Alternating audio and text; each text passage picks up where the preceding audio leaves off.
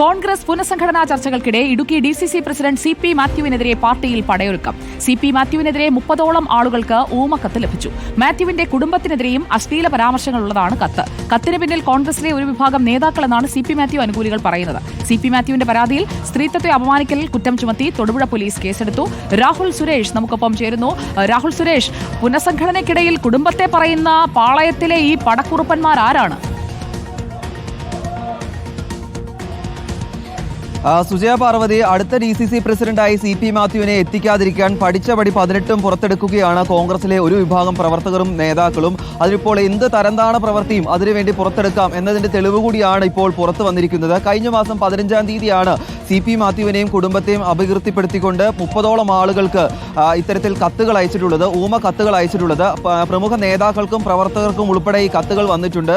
അതിൽ പ്രധാനപ്പെട്ട ഒരാൾ പത്തനംതിട്ട DCC പ്രസിഡന്റാണ്. പത്തനംതിട്ട DCC പ്രസിഡന്റ് ഉൾപ്പെടെ 30ഓളം ആളുകൾക്കാണ് കുടുംബത്തെയും അതോടൊപ്പം തന്നെ CP മാത്യുവിനെയും അപകീർത്തിപ്പെടുത്തിക്കൊണ്ട് കത്തുകൾ വന്നിട്ടുള്ളത്. അശ്ലീല പരാമർശങ്ങളാണ് മുഴുവൻ ഈ കത്തുകളിൽ ഉള്ളത് എന്നതാണ് ഏറ്റവും പ്രധാനപ്പെട്ട കാര്യം.